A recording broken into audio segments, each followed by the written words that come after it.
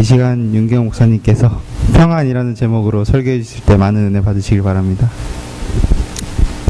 예, 우리 방금 읽은 말씀을 다시 한 번만 같이 읽겠습니다. 우리 같이 읽겠습니다. 시작. 평안을 너에게 끼치노니 곧 나의 평안을 너에게 주노라. 내가 너에게 주는 것은 세상이 주는 것 같지 아니하니라. 너희는 마음에 근심하지도 말고 두려워하지도 말라. 아멘. 아멘. 예, 지난 한 주간 동안 이스라엘 다녀왔는데요. 가기 전에 지난 12월 10일 날 얼마 안 됐죠? 고대 학생 한 명이 대자보라는 것이 대자 큰 글자죠. 그러니까 이제 벽에다가 이렇게 글씨를 쓰는 겁니다. 예. 이것이 유래된 것은 상당히 오래됐는데 물론 조선 시대에도 이렇게 벽에다가 붙여서 성균관주생들이라든지 이런 사람들이 사회 정부에 대한 왕에 대한 어떤 그 불평이나 그런 것들을 써붙인 예도 있죠. 그런데 아마 중국에서 아마 이게 많이 있었던 모양이에요. 그 그것이 이제 한국에 넘어와서 60년대, 70년대, 80년대까지만 해도 대학가에서 학생들이 어떤 반정부 어떤 그런 내용들을 벽에다가 이렇게 대자보, 그야말로 큰 글씨로 알리는 것들을 하기 시작했습니다. 그러나 이제 우리 사회가 전부 다 이 손바닥 안에서 들여다보는 소위 SNS 시대가 되면서 이제 그런 것이 거의 사라졌죠. 제가 대학교 다닐 때만 해도 이 뭐 삐삐도 없고 핸드폰도 없으니까 대학가의 그 입구에 있던 뭐 다방이라든지 분식점이라든지 이런 것이 아주 중요한 모임의 장소였고 연락 장소였습니다. 그래서 항상 어느 다방에 가면 다방 아시죠? 카페를 얘기하는 거예요. 이런 다방 앞에 가면 이 입구에 이렇게 게시판 같은 게 조그만 것이 있습니다. 그러면 사람들마다 메모지에다가서 누구누구에게 알리는 걸들을 늘 해서 뭐 약속 장소 했는데 내가 못 나가게 됐다 그러면 누구한테 부탁해서 거기다 메모를 붙여놔서 못 나간다 붙여놓고 늘 그 대자보 읽는 것, 안내판 읽는 것, 학교에 가면 과사무실 앞에 벽에 있는 것들을 보고 다니는 것이 늘 이렇게 습관화돼 있었습니다. 그런데 이제 지금은 그런 것이 없고 전부 다 이제 그 홈페이지, 또 핸드폰, 뭐 카톡, 뭐 이런 걸로 다 하죠. 한참 우리가 이제 SNS 이런 시대에 살고 있다가 아주 아날로그 방식의 그 대학생이 거기다가 대자보를 붙였는데 안녕들 하십니까? 라는 거였죠. 사실은 안녕하지 못하다라고 하는 거죠. 우리 사회가, 우리 시대가. 뭐 철도 파업 문제라든지 뭐 밀양 송전탑에서 그 마을 주민이 이렇게 스스로 목숨을 끊는 그런 이야기들, 또 우리 평택에 있는 이 쌍용 자동차 문제라든지 여러 가지 문제, 사회 문제들을, 또 국가기관의 대선 개입 문제라든지 이런 것들을 이야기하면서 너무 우리가 세상에 대해서 무관심하는 것에 대해서 안녕하지 못하다라는 그 대자보를 이렇게 붙였는데 그런 것들이 굉장히 퍼져나가는 것을 보고 이제 비행기를 탔는데 갔다 와서 보니까 그것들이 상당히 많이 더 퍼져 있는 것들을 이제 보게 됩니다. 안녕들 하십니까? 라는 제목의 그 대자보. 그래서 그 사람들이 다시 모여서 온라인으로 모여서 이렇게 모임도 하고 하는 것들을 이제 보게 됐습니다. 우리 지금은 그런데 옛날에는요, 인사, 우리나라의 인사 중에 밤새 안녕하셨습니까? 이런 게 있었습니다. 밤새. 자고 일어나면 변이 일어나가지고 사람들이 많이 죽기도 하고, 그러니까 이제 정말 밤 사이에, 그러니까 아침 인사가 그거였어요. 밤새 안녕하셨습니까? 죽지 않고, 탈 없이. 아주 그런 사회였죠. 또 우리가 많이 못 먹던 시절에는 인사가 뭐였냐면, 식사하셨습니까? 진지 드셨습니까? 이게 인사였죠. 정말로 못 먹던 시대에 그런 겁니다. 그러다가 이제 중학교 들어가서 영어 시간에 처음 배우는 게 굿모닝, 좋은 아침이다. 이게 인사라고 우리들한테 가르쳐 주더라고요. 우리 어렸을 때 배우던 것은 밤새 안녕하셨습니까? 진지 드셨습니까? 식사하셨습니까? 이런 거였는데 이제 좋은 아침입니다. 이게 이제 인사로 바뀌었습니다. 이스라엘을 다녀왔는데요. 이스라엘의 인사는 샬롬입니다. 샬롬. 평안이죠. 샬롬, 샬롬이라는 겁니다. 근데 이 샬롬이라는 단어가 들어있는 도시가 있습니다. 그게 예루살렘입니다. 예루살렘. 샬렘이 샬롬이라는 뜻입니다. 예루는 도시란 뜻이에요. 그래서 예루살렘은 평화의 도시입니다. 평화의 도시. 그 평화의 도시라고 하는 예루살렘은 원래는 구약 시대에는 가나안 족속 중에 여부수족이 살고 있었습니다. 근데 예루살렘이 아주 산성이고요, 난공불락의 그런 아주 그래서 여부수 사람들은 스스로 생각하기는 이 우리 성을 쳐들어오려면 절름발이라도 그 적들을 물리칠 수 있다. 라고 떵떵치던.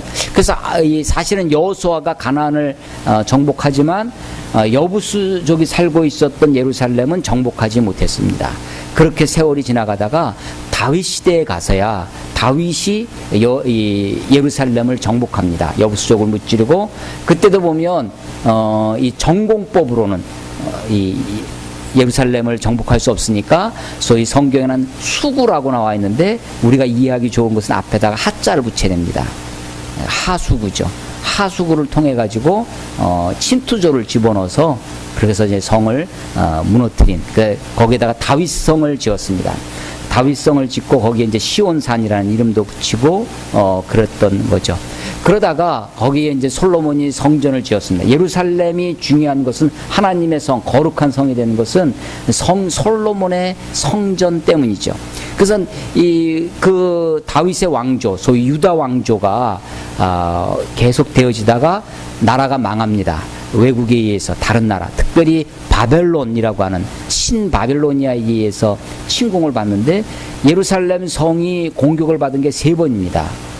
그리고 왕조가 막 포로로 잡혀가고 한 것도 3번씩 있었는데, 성서학자들은 그 3번의 역사 중에 결정적인 것을 잡는 것이 성전이 무너진, 왕조가 무너진 것이 중요한 것이 아니라 성전이 무너진 해를 기준 삼아서 남유다가 멸망했다라고 얘기를 합니다. 그게 이제 BC 586년입니다. 바벨론에 의해서 성전이 무너져서 포로로 잡혀가죠. 그러다가 페르시아, 페르시아, 지금 성탄절 때 보면 동방 박사들이 와서 예수님의 탄생을 이렇게 축하하는데, 그 동방이라고 했을 때 그 성서 시대에 동방은 바로 페르시아를 얘기하는 건데 지금의 이란 쪽입니다. 그 동방 박사들이 왔는데 그 페르시아가 세계를 지배했던 적이 있습니다. 그 페르시아의 유명한 왕이 성경에 나오는 고레스입니다. 사이러스라고 하는 왕인데, 이 고레스가 유대인들을 돌아가라고, 자기 나라로 돌아가서 너희의 성전을 다시 지으라고 얘기를 합니다. 놀라운 일이죠. 고레스가 전설에 의하면, 우리 이제 성서학자들은, 이제 성경을 연구하는 사람들은 그런 전설하면 전설 따라 삼천리 하면서 머리 막 이렇게 흰 옷 입고 막 나타나고 이런 게 이렇게 떠오르니까 우리는 이제 보통 그 단어를 살짝 바꿔서 전승, 옛날부터 계승되어져서 전해 내려오는 이야기, 그래서 전승이라고 얘기를 하는데, 전승에 의하면 이 고레스가 꿈을 꿨다고 그래요. 하나님의 꿈을. 그래서 하나님이 내 백성을 돌려보내라. 그래서 실제로 자기가 다스리고 있던 나라 중에 유대인들을 자기 고향 예루살렘에 돌아가서 성전을 지어라. 그래서 솔로몬이 지은 성전을 제1성전이라고 합니다.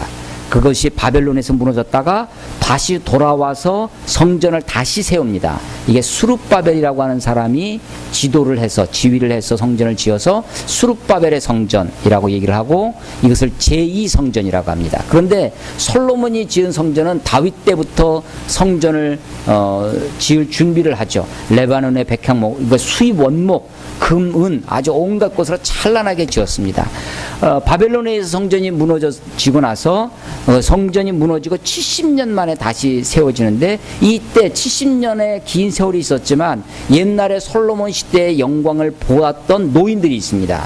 노인들은 그 옛날 성전을 본 기억이 있기 때문에 다시 세워진 그 성전, 수룹바벨의 성전, 제2성전을 놓고 너무나 감격스럽죠. 사실은 성전이 다시 세워져서. 그렇긴 하지만 옛날의 영광에 찬란했던 것에 비해서 수룹바벨의 성전은 사실은 그렇게 지금 아직도 나라가 국권이 다 회복된 것은 아닙니다. 그냥 아직도 바벨론에 의해서 세워진 총리가 다스리는 그런 억압 상태에 있었죠. 다만 돌아와서 성전만 지었을 뿐입니다.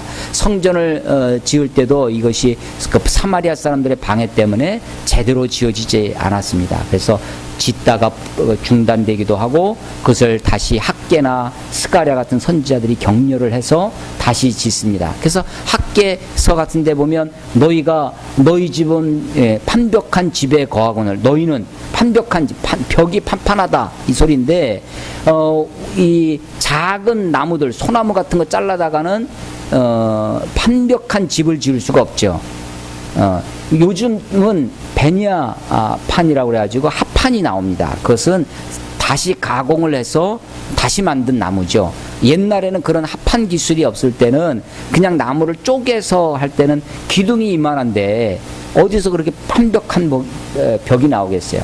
그것은 큰 원목, 수입 원목을 가져와야 되는 것입니다. 그래서 그것이 다 너희들은 너희 집은 잘 살고 편안하게 살면서 하나님의 집은 그러면서 이제 학계 선지자가 질책을 하면서 너희 산에 올라가서 그 산에 올라가면 그런 큰 나무 이런 아람들이 나무가 없는 거죠. 그러니까 작은 나무 잘라다가 있는 것 자기 형편껏 그래서 성전을 지었습니다. 그게 스룹바벨 성전입니다. 그래서 성전이 다시 재건돼서 기쁘지만 옛날 성전에 솔로몬의 시대에 그 찬란했던 성전에 비해서는 너무나 초라한 성전이었습니다. 그래서 노인들이 그것을 보고 전의 영광을 보았던 노인들이 울었더라. 성경에 그렇게 되어 있습니다. 그 스룹바벨 성전이 70년 만에 그래서 포로 기간 70년 우리가 예레미야가 예언을 했는데 너희가 잡혀가서 70년 만에 돌아오리라.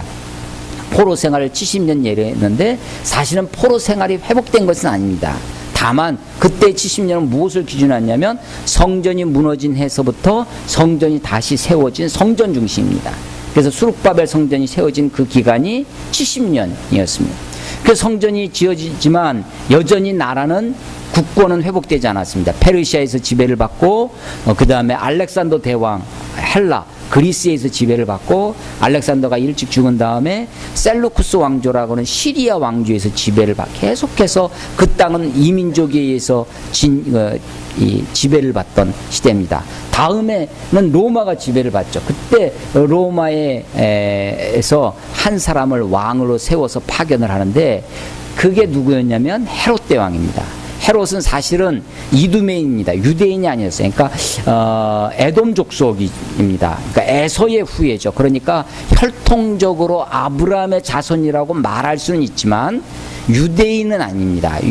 아브람과 이삭과 야곱으로 내려오는 것이 아니라 아브람과 이삭과 야곱이 아니라 에서로 나오는 거죠. 이두메인입니다. 그래서 유대인들은 이 사람들을 유대인 취급, 히브리 종인이라고 그렇게 간주하지 않습니다. 물론 위로 올라가면, 물론 우리가 다 위로 올라가면 다 아담의 후손이니까 다 한 인류지만, 그래서 이 유대인들이 이두메인 헤롯을 잘 인정해 주지 않았습니다. 힘 있는 로마에 의해서 왕으로 세워지긴 했지만, 그 유대인들의 환심을 사기 위해서 이 헤롯이 성전을 짓습니다. 성전을 짓는데 헤롯은 대단한 건축, 요번에 가서도 우리가 여러 가지 본 것 중에 헤롯의 건축물들을 많이 보았습니다. 마사다라고 하는 요새도 봤는데 그 마사다 요새도 헤롯이 짓고요. 그 산꼭대기 이 요새에다가 목욕탕 시설, 헤롯이 특허를 낸 목욕탕이라고 그러더라고요. 자동으로 바깥에서 물을 넣으면 그 밑에 불을 떼서 사우나처럼 하고 그 물이 다시 그 돌로 만든 파이프관을 통해서 벽을 데피고, 그러니까 완전히 난방도 되고 완전히 그런 시스템을 만드는 게 헤롯의 건축물들이 많이 남아 있습니다. 그러니까 헤롯이 자기가 가지고 있던 건축의 총알을 성전에다가 쏟아부었죠. 46년 동안 지었습니다. 그래도 완성되지 않았습니다. 그래서 예수님이 그것을 보고 이 성전을 헐어버려라, 내가 사흘 만에 다시 짓겠다 했던 것이 헤롯의 성전입니다. 그 헤롯이 그렇게 아주 찬란하게 성전을 지었는데, 그것은 성전을 새롭게 지은 것이 아니라 수룹바벨의 성전, 그 제2성전이라고 말씀드린 그 성전을 증축한 것이었습니다. 그것을 그대로 두고 거기에 성벽이라든지 다른 것들을 증축을 하고 있었습니다. 그것을 로마가 유대인들이 계속해서 반란을 일으키기 때문에 예수님이 십자가에서 죽으시고 부활하신 이후에 약 30년 후에 유대 반란이 일어납니다. 그 유대 반란을 진압한 것이 로마의 황제 티토 장군이었는데 이 로마에 의해서 AD 70년에 성전이 완전히 무너집니다. 그 이후로 유대인들은 그 예루살렘에 살지 못하게 되었습니다. 다 흩어졌다가 콘스탄티노플 황제가 기독교를 공인하죠. 또 국교로 자기네 나라의 종교, 국교로 기독교를 삼습니다. 그리고 이 콘스탄틴 황제의 어머니 헬레나가 아주 독실한 기독교인이었다고 합니다. 기독교가요, 바울에 의해서 전파된, 바울이 선교를 많이 했는데 바울에 의해서 선교된 기독교가 주로 처음에는 두 방향으로 전도가 됐습니다. 하나가 뭐냐면 바울이 감옥에도 많이 가지 않았습니까? 그래서 로마에 있던 죄인들, 그러니까 뭐냐면 기독교가 처음에는 하층민들에게, 로마 사회 하층민들에게 전파되기 시작합니다. 억압받던 사람들, 히브리라는 말 자체가 죄인, 가난한 사람 이런 뜻이 많이 포함되어 있습니다. 그러니까 그런 사람들에게 기독교가 전례가 됐고, 또 한 층이 여자들이었다고 합니다. 요즘도 우리 한국 교회도 우리 여성분들의 여전도의 파워, 여전도의 그 봉사 헌신이 굉장히 탁월한데, 로마 시대에도 처음에는 그랬습니다. 그 여자들에 의해서 그 여성들이 먼저 기독교인이 되고, 그 여성들이 다시 남편과 가족들을 전도를 해서, 그렇게 해서 그래서 하층부와 상층부가 이렇게 전도되기 시작했죠. 이 콘스탄틴 황제도 마찬가지입니다. 자기 어머니 헬레나의 독실한 기독교인이었는데, 이 콘스탄틴은 이 역사적으로도 굉장히 설이 많습니다. 이 사람이 기독교인이었느냐, 기독교인이 아니었느냐에 대해서 설이 많아요. 그러니까 기독교를 공인도 하고 국교로 했지만 세례를 침례죠.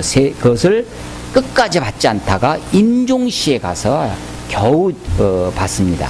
그러니까 기독교를 국교로 하고 교부들, 그러니까 교회 지도자를 모여서 교회 회의도 막 진행하고 했지만, 그것이 어떻게 보면 로마 사회를 정치적으로 기독교로 하나로 묶어서 이끌고 가기 위한 하나의 방편이었지 않나, 이렇게 해석하는 사람도 많이 있습니다. 그래서 마지막에 인종시에 가서 이제 세례를 받았다라고 이렇게 알려지죠. 이 콘스탄틴 황제 때부터 드디어 이제 유대인들이 예루살렘에 와서 거주하기 시작합니다. 물론 세계는 로마가 다스리고 있었죠. 그러나 로마의 그 세력도 점점점 빛을 잃고 그 세력이 약화되기 시작합니다.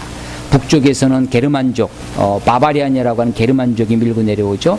또 이 동쪽에서는 소위 아랍 세력들을, 이 사라센들, 이런 나라가 밀고 들어오기 시작합니다. 그래서 6세기경에는 페르시아에 의해서 예루살렘이 정복을 당합니다. 그 땅이 사실은 이교도들의 땅이 되어지는 거죠. 그 이교도들의 땅이 되다가 로마는 점점점 쭈그러들어 있습니다. 어떻게 손을 쓸 수가 없죠. 그러다가 11세기, 12세기 되면 이제 여러분이 잘 알다시피 십자군 운동이 생겨납니다. 그것도 사실은 어떤 종교적인 열정, 십자군 원정이 12번이 이렇게 되는데, 그 중에 4번째인가요? 소년 십자군. 그래서 청소년들로 구성된 십자군도 있었습니다. 태반이 가서 죽었죠. 그러니까 종교적으로 막 신앙심을 막 불러일으켜서 교황들이 아이들, 청소년들을, 캄보디아 같은 데서도 이 킬링필드라고 하는 막 100만 명씩 죽고 하는데, 그걸 다 누가 하냐면 10대 아이들이 다 저지르는 거예요. 거기다 완전히 세뇌시켜가지고 자기 부모도 갖다가 잡아가고, 자기 선생님도 다 부르주아라고 지식인들이라고 다 잡아다가 용감하게 죽이죠. 아주 무참하게, 아주 이것이 누구였냐면 아무것도 모르는 청소년들이 그런 일을, 십자군 원정 중에도 그런 원정이 있었습니다.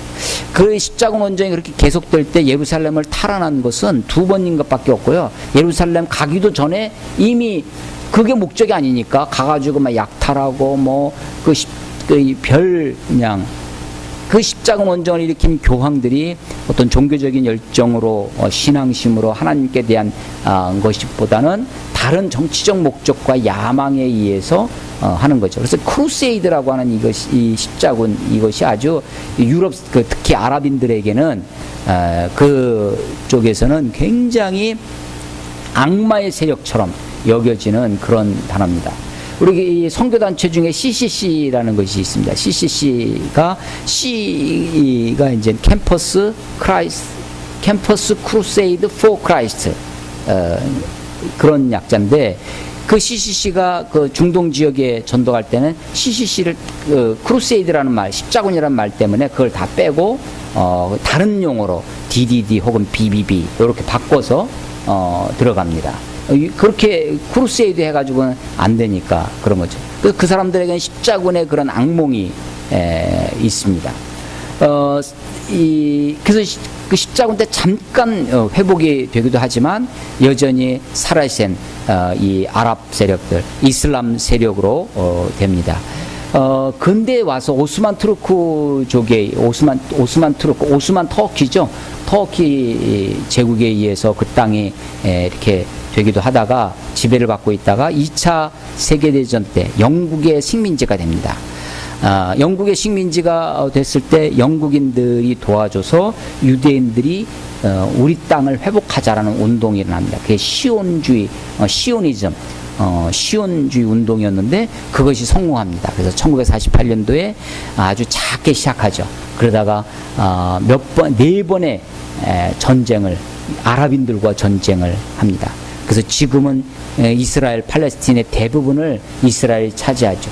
6.1 전쟁 당시만 해도 68년도 67년도 6.1 전쟁 당시만 해도 이집트까지 침공해 이스라엘이, 그래서 밑에 수에즈 운하까지 다 하고 시나이 반도도 다 차지하고 요단강 동편까지. 근데 자기네 인구는 지금은 보니까 요번에 가서 들으니까 한 700만 됐다고 했는데, 그때 60년도만 해도 유대인들이 아직 다 돌아오질 않았기 때문에 한 200만 명밖에 안 되는 그 작은 이스라엘이 2억이 넘는 아랍인들을 상대로, 100배가 넘는 아랍인들을 상대로 싸우는 거예요. 게임이 안 되죠. 땅은 크게 차지했지만 순간적으로 차지했지만 그것을 유지할 수가 없습니다. 그래서 반환을 합니다. 수에즈 운하도 반환하고 시내산도, 시나이 반도도 다 반환을 하고 지금의 땅으로 되어졌습니다. 그 예루살렘을 다시 회복을 했는데, 평화의 땅이라 예루살렘. 그 예루살렘의 그 사진 보면 특징적인 사진이 황금돔이라고 하는 아주 그 이슬람 사원이 가운데 딱 있습니다. 그 자리가, 그 황금돔 자리가 그 세계의 3대 종교라고 하는 기독교, 유대교, 그다음에 이슬람 세 개의 종교의 성지입니다. 유대교, 우리 기독교에서는 아브라함이 이삭을 바쳤던 모리아 산 정상에 바로 그곳이라는 거죠. 솔로몬이 그 이삭을 바쳤던 그 바위에다가 성전을 짓고 지성소 자리를 거기에다가 마련을 합니다. 오르난의 타작마당이라고도 하는 바로 그곳에 지금 황금돔, 이슬람의 사원이 거기 들어서 있습니다. 이번에는 참 아깝게도 그 황금돔 이슬람 사원을 들어가 보지 못했는데, 아랍인들 때문에 그쪽으로 가지는 못하고 그 옆에 유대인들이 있는 통곡의 벽만 보고 왔습니다. 그 황금돔 자리에 그는 아직도 그 이슬람 그 회교 사원이 그대로 있는 거예요. 그러니까 이스라엘이 군사력으로는 다 차지했어요, 예루살렘을. 그런데도 황금돔을 빼앗지는 못하는 겁니다. 왜냐하면 그것을 빼앗아 버리면 아랍인들이 이제 벌떼같이 일어날 테니까 그거를 감당할 수 없으니까 아직은 그냥 그대로 이슬람의 사원을 유지를 합니다.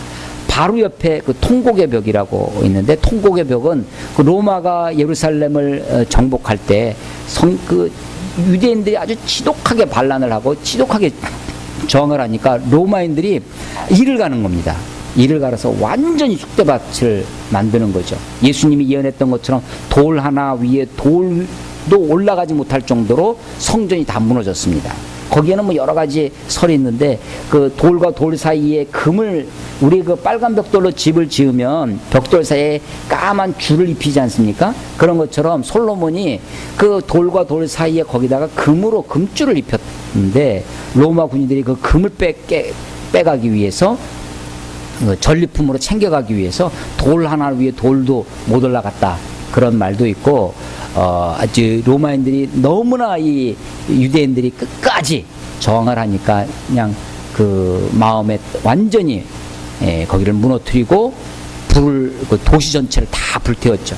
요번에 가서 들은 이야기 중에는 가이드의 말 중에 그런 이야기가 있습니다. 그 성전에 막 불타고 오는데 이제 사령관이었던 티토 장군이 이제 뒤늦게 이제 와서 전쟁하서 다 불타고 오는데 그 불을 끄라고 통곡의 벽 하나 남아 있는데 우리가 이 찬란했던 유대 문화도 로마가 다 무너뜨렸다. 로마의 위대함을 역사적 증거로 남겨두기 위해서 통곡의 벽이라고 하는 그 서쪽 벽 한 면을 타고 있는 것을 불을 끄라고. 그래서 전쟁 중에 로마인들이 불을 껐다고 합니다. 그래도 이 돌이기 때문에 이게 다 빨리 식지 않지 않습니까? 그 무너진 성전을 보고 유대인들이 와서 벽을 붙들고 손이 막 다 타들어가는데도 불구하고 그렇게 벽을 붙들고 통곡했다라는 이야기를. 그래서 지금도 통곡의 벽이 있는데요. 그게 이제 로마 예수님 당시의 유일한 건축물이죠. 헤롯이 지은. 거기에 들어가려면 그 통곡의 벽에 들어가려면 지금도 비행기 탈 때 검색하는 것처럼 보안 검색을 다 받고 들어갑니다. 아주 감격스러운 거를 요번에 봤는데 그 유대인들이 거기에 와서 성인식을 하는 거예요. 어린아이들 데리고 와서 이제 그때가 아마도 12살 때가 될 것이냐. 그 아이들, 어린 소녀들이 머리, 온 유대인들의 복장을 하고 나시린 머리, 곱슬머리이기 때문에 이렇게 말리더라고요. 이쪽 머리를, 양쪽에 머리를 길게 하고, 이 신명기 6장 4절에 있는 쉐마 이스라엘이라고 하는데 들으라 이스라엘아 여호와 하나님은 유일하신 하나님이시 하면서 이 말씀을 내 미간에 붙이고 손목에 메고 집 문설주에 붙이고 하라는 그 말씀을 기록을 해서 종이에 넣어줘. 그래서 처음에 우리가 예루살렘의 텔아비브라고 하는 공항에 들어갔는데 큰 그걸 메주자라고 하거든요. 그 공항 입구에 들어가는 공항 입구에 딱 붙어 있는 거예요. 크다랗게. 그 사람들이 유대인들이 가면서 손 키스를 하고 지나갑니다. 그러니까 저게 뭐냐고. 근데 이제 그게 이제 가서 보면 집집마다 문마다 다 붙어 있습니다. 메주자라고 하는 그 신명기 6장 4절 들으라 이스라엘 쉐마 이스라엘이라고 하는 것이죠. 그것이 이제 곳곳에 있습니다. 그런 것처럼 유대인들이 그 쉐마 이스라엘 그 신명기의 말씀을 기록을 해서 까만 상자에 성냥갑 같은 까만 상자에 넣어서 머리에 붙입니다. 묶죠. 또 손목에 맵니다. 꼭 오른손에 맵니다. 오른손에 검정 가죽띠로 매서 이렇게 해서 팔에다 메고 머리에다 붙이고 그리고 이제 합니다. 그리고 통곡의 벽에 돌 틈에다가 기도를 차어서 거기도 보면 그 종이를 쪼렇게 접어가지고 돌 사이에 꼬박꼬박 채워가면서 기도를 하고요. 그 유대인들이지만 그 신앙의 열심, 또 요번에 본 것 중에 그 성인식을 하는데 마치 뭐같이 생겼냐면 우리 보온병 있지 않습니까? 큰 물통, 은색 그런 거를처럼 은으로 된 것을 들고 이 성인식 하는 어린아이들이 들고 막 하면서 행진을 합니다. 막 하면서 노래를 부르면서 막 행진을 하는 거예요. 그리고 나중에 저게 뭔가 했더니 나중에 보니까 한쪽에 갖다 놓고 그 보온통 같은 걸 문을 이렇게 여니까 그 안에 성경 말씀이 종이 두루마리로 말려 있는 거예요. 그래서 그 아이들 성인식 하는 아이가 그거를 이제 열어놓고 그 쉐마 이스라엘 말씀을 쭉 읽고 있는, 또 그 아이들 그 말씀을 꿀과 송이꿀처럼 달게 그렇게 말씀을 달콤하게 또 인생을 행복하게 달콤하게 살라고 옛날에는 요번에 보니까 자꾸만 그 아이들에게 뭘 던져요. 보니까 사탕을 던집니다. 말 들어보니까 옛날에는 그것을 설탕 덩어리를 던졌다고 하는데 지금은 다 이렇게 사탕을, 여자들은 거기 못 들어갑니다. 그러니까 이제 울타리 바깥에서 엄마 같아 보이는 여자분들이 이 철 철조망 바깥에 서가지고 자기 아들을 향해서 이렇게 그 사탕을 던지는 그런 모습을 이제 보았습니다. 그 사람들이 얼마나 그 성경을 사랑하고 말씀대로 살려고 유대인들이지만 그런 것들을 이제 봅니다. 그런데도 그 바로 주위에 화장실 갈 때도 이 군인들, 이스라엘 군인들이 아주 우리 그 K1 소총보다 훨씬 더 좋아 보여요. 거기다가 막 망원 렌즈까지 저격 수용입니다. 그런 것들을 다 듣기에는 뭐 확인을 못 해봤지만 듣기에는 다 장전이 되어 있는 그런 소총을 다 들고 다니고 그렇게 하고 있습니다. 그러니까 사실은요, 이게 예루살렘 뜻이 평화의 도시라고 했는데 놀라운 것은 아주 역사의 아이러니입니다. 이름은 평화의 도시인데 사실은 그 도시 때문에 전쟁이 일어납니다. 예루살렘을 차지하려고. 평화의 도시, 그 도시 때문에 수많은 전쟁이 그 땅에서 있었고요. 아직도 그 평화의 도시라는 것 때문에 한쪽에서는 통구에서 유대인들이 바글바글합니다. 그리고 지금은 그 피에로라고 하는 팔레스틴 난민들, 아랍인들, 팔레스틴 아랍인들을 뭐 이렇게 장벽에 가둬놓고 있습니다. 베들레헴 장벽. 제가 그거 찍다가 가이드한테 혼났는데 찍지 말라고. 이 소위 유대인들 옛날 게토라고 하죠.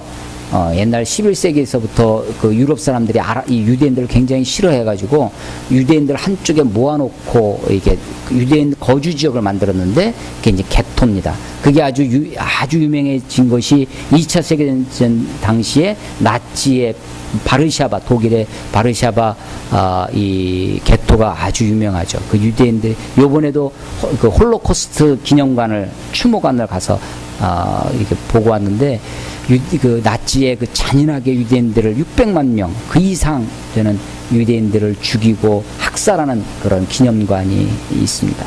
근데 그 사람들을 모아놓은 데가 바로 게토입니다. 유대인들이 그렇게 아주 비참하게 살았죠. 그런데 역사가 다시 반복됩니다. 유대인들이 지금은 이스라엘을 차지하고 있는 유대인들이 그 피에로 아랍인들을 가나안에 있던 팔레스틴 아랍인들을 가둬놓고 삽니다. 그게 베를린 장벽입니다. 그리고 베들레헴 장벽입니다.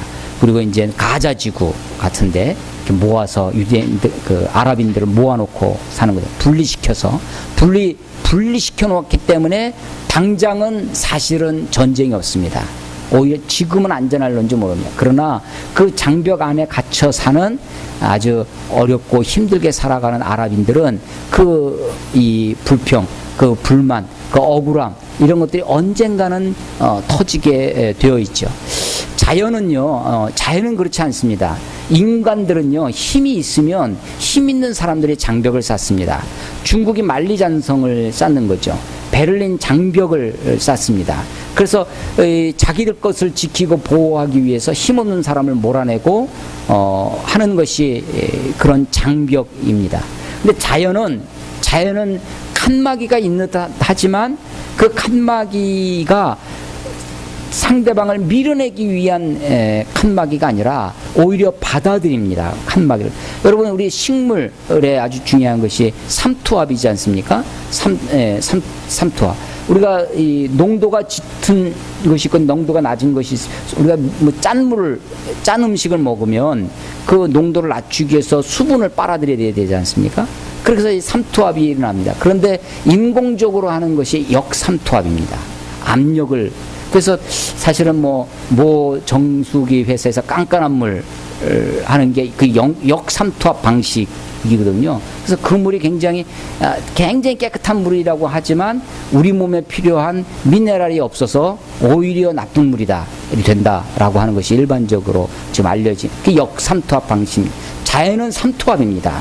자연은 막혀져 있는 것 같지만 그 막을 통해서 용매가 서로 오고 가게 해서 자연은 사실은 균형을 이루는 것이 자연의 원리죠.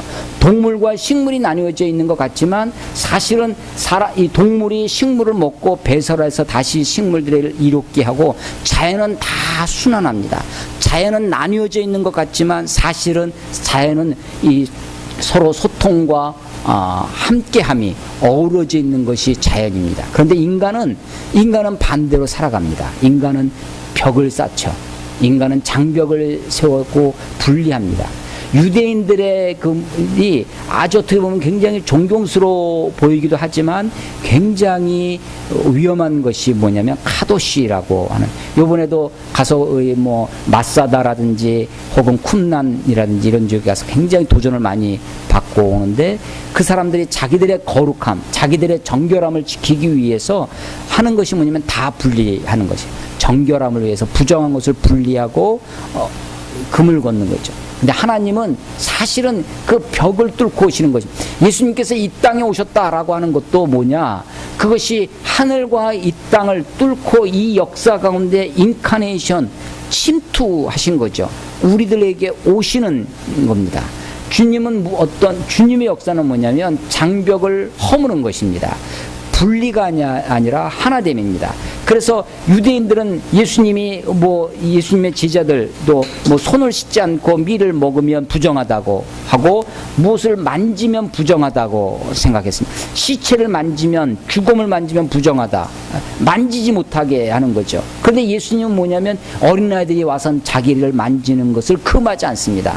혈루병을 앓던 여인이, 그것은 부정한 여인입니다. 그 사람과 가까이 하지 못하게 되어 있어요. 그런데 그 여인이 와서 예수님을 만졌을 때 예수님의 능력이 나가게 되는 것이죠. 예수님은 장벽을 허시는 분입니다. 막힌 담을 허시는 분이 주님이시죠.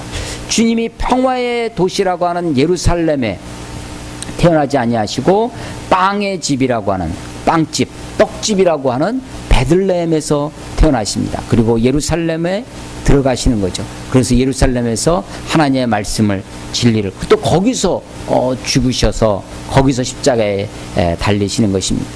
오늘 우리는 이 말씀 하나, 27절 한 구절을 읽었는데, 평안을 너희에게 끼치노니 곧 나의 평안을 너희에게 주노라. 예수님이 나의 평안, 예수님의 평안을 우리에게 주시겠다고 말씀하고 약속해 주고 있습니다. 내가 주는 것, 너희에게 주는 것은 세상이 주는 것 같지 아니하니라. 세상도 우리들에게 줍니다. 세상도 우리에게 평안을 주죠. 세상도, 여러분, 돈이 많으면 편안해집니다. 권력이 생기면 편안해질 수도 있고요. 세상도 우리들에게 편안을 줍니다. 그런데 이런 평안과 주님이 주시는 주님의 평안과는 비교할 수가 없습니다. 세상이 줄 수도 없는, 세상이 알 수도 없는 평안을 우리에게 주시겠다고 약속해 주고 있는 것입니다. 사실은 예수님 당시의 그 시대를 로마사에서는 뭐라고 하냐면 로마의 평화 시대라고 합니다. 팍스 로마나라고 합니다. 유대인들 입장에서 보면 예루살렘에서 그 온 민족이 거의 다 성전도 무너지고 유대인들이 다 흩어지고 했던 나라가 완전히 멸망해서 티토 황제에서 나라가 멸망하고 2000년이 지난 1948년도에 그러니까 2000년 동안 방황하는 역사가 시작되지만, 그것은 사실 로마 사회에 보면, 로마 그 세계에 보면 아주 팔레스타인 아주 작은 데에 있는 것이고, 그때 역사를 로마의 평화의 시대, 팍스 로마나라고 하는 오현제 5명의 아주 로마의 지혜로운 황제가 계속해서 나옴으로써 200년 동안 평화의 시대가 됐다고 합니다.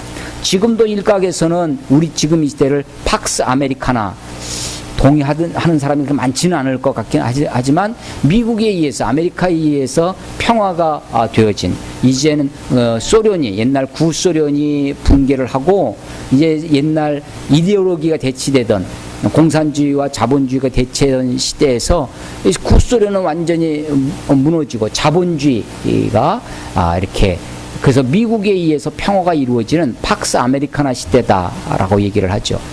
지금은, 그러나 이제 지금의 이 평화도 사실은 미국의 군사력에 의한 거죠.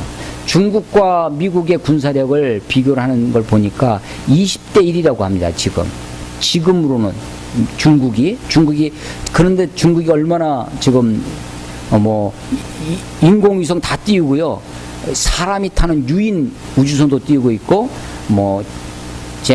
이름이 뭐라고 하던데, 스텔스기 또 중국이 가지고 있고 항공모함도 이제 건조하고 있고 중국의 군사력이 점점 커집니다. 지금은 중국과 미국의 경제적인 이해관계가 중국은 생산지로서 미국은 소비지로서 서로 이해관계가 맞으니까 소위 G2라고 하면서도 같이 있죠. 그러나 언제 이해관계가 서로 부딪히기 시작하면 중국과 미국이 과연 부딪혔다. 그러면 어떻게 될까? 과연 그랬을 때 그 사이에 끼어 있는 우리 한국이나 일본은 과연 어떻게 될까? 라는 것을 생각해 보면 굉장히 두렵고 떨리는 마음도 생겨납니다. 팍스 로마나라고 하는 예수님 당시의 그 평화는 어떤 평화였냐면 로마의 군사력에 의해서 이루어진 평화였습니다. 근데 그들에게 최고의 가치는 평화죠. 로마의 군사력이 이룬 평화입니다. 예수님이 그런데 그들에게 내가 너희에게 평안을 주겠다. 세상이 주는 것 같지 않냐다. 내가 주는 것은 세상이 주는 것 같지 않냐한 그런 평안을 주겠다고 말씀하십니다. 그런데 예수님이 주신 그 평안, 예수님이 부활하셔서 제자들을 만났을 때 처음 하신 말씀이 뭐였냐면 부활하신 예수님의 일성, 너희에게 평강이 있을지어다. 그때 이 평강도 피스, 평화란 뜻입니다. 평안, 평강, 평화 다 똑같은 말이죠. 화평 다 똑같은 말입니다. 영어는 다 피스예요. 피스. 예수님이 우리들에게 평화를 주시겠다고, 평안을 주시겠다고 약속하시고 부활하신 예수님이 내가 너희에게 평강이 있을지어다라고 축복하셨습니다. 그런데 그 예수님의 평안은 어떤 평안입니까?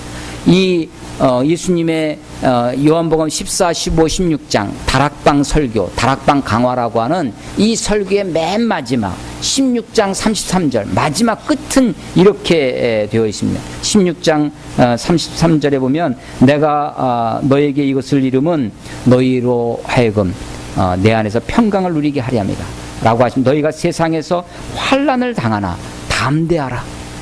내가 세상을 이기었노라 라고 말씀하십니다.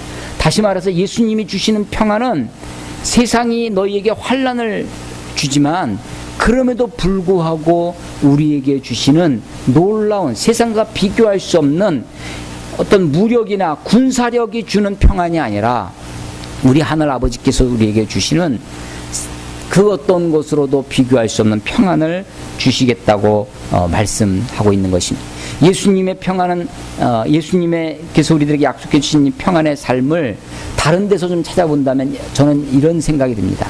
마치 뭐가 같냐면 시편 23편에 다윗이 노래하는 평안 같습니다. 여호와는 나의 목자시니 내게 부족함이 없으리로다 라고 하면서 저를 푸른 풀밭에 누이시고, 여러분 이 여호와는 나의 목자시니 할 때 그 나는 무엇으로 지금 노래하고 있냐면 양으로서 노래하고 있는 거죠. 우리는 양이고 여호와는 목자다라고 하는 것입니다. 여러분 양의 입장에서 한번 생각해 보십시오. 여러분 양이 풀밭에 들어눕는 거를 보신 적 있으십니까? 그런 그림? 누워있는 양. 여러분 사실은요 양은 눕지 못한다고 합니다. 양은요 밤에 잘 때도 항상 쭈그리고 잡니다. 언제든지 무슨 일이 있으면 튀기 위해서. 양이 여러분 사자는 드러누워 잡니다. 배를 보이고 자요. 그런데 양은 그렇게 잘 수가 없습니다. 푸른 풀밭에 누이시고 이건요 있을 수 없는 일입니다. 근데 양을 잘 알고 있던 목동 다윗이 그렇게 시를 쓰고 있는 거예요. 푸른 풀밭에 누이시고 양은 그렇게 눕지 못합니다. 그런데 하나님 여호와 하나님 목자 되신 우리 하나님을 믿을 때 그렇게 할 수 있다고 노래하는 거죠. 내 원수의 목전에 밥상을 베푸시고, 아니 원수가 목전에 있는데 어떻게 그 앞에서 밥이 넘어가겠습니까? 그런데 이 다윗은 원수의 목전에서 내게 상을 베푸시는 하나님, 그 다윗의 마음속에 있는 평안함, 다윗의 마음속에 있는 것이 그게 놀라운 평안이 세상의 어떤 것과 줄 수도 없는 그런 평안이 있다는 것입니다. 아브라함을 생각하면 아브라함에게 하나님이 나타나셔서 이삭을 바치라고 합니다. 내 사랑하는 독자 이삭을 하나님 내가 지시하는 땅에 가서 모리아산입니다. 가서 번제로 드리라 라는 것입니다. 그 그래서 그 명령을 받은 아브라함이 그 다음날 아침에 일찍 일어납니다. 그리고 그 아들을 번제로 바치기 위해서 3일 길을 걸어갑니다. 3일 길을 가서 이삭을 결박을 하죠. 그리고 칼을 들어서 이삭을 내려치려고 합니다. 이 아브라함 행동이 아주 결연합니다. 만약에 저한테 그렇다면 그런 명령을 받고 그 다음 날은 하면요 밤새 뒤척이다가 밤잠 못 자고 아마 이쯤에 느지막하게 막 일어나서 그렇게 3일 길을 갈 때도 제대로 갔겠습니까? 그런데 아브라함은요 아주 결연합니다. 말씀을 듣고 그 다음 날 아침에 일찍 일어나서 준비할 거 준비해서 3일 길을 걸어갑니다. 자기 아들을 칼로 찔러 죽이려고 하니까 그제서 하나님이 아브라함아 아브라함아 부르십니다. 아니 어쩌면 하나님이 더 다급 아브라함아 아브라함아 조금만 늦으면 이삭이 죽으니까 그렇게 부르셨을지 모르겠어요. 근데 그때 아브라함의 답변 주여 내가 여기 있나이다. 내가 여기 있나이다. 처음에 이삭을 바치라고 했을 때도 아브라함아 부르셨을 때 내가 여기 있나이다. 이삭을 죽이려 했을 때도 내가 여기 있나이다. 아브라함의 모습이요 흐트러짐이 없습니다. 아브라함의 그 순종의 모습 중에 아주 인상적인 것 중에 하나가 그 순종의 모습이 변함이 없습니다. 흐트러짐 없는 모습으로 나아가는 이 마음속에 아브라함의 평안이 있는 것 같습니다. 여러분 다니엘을 한번 생각해 보십시오.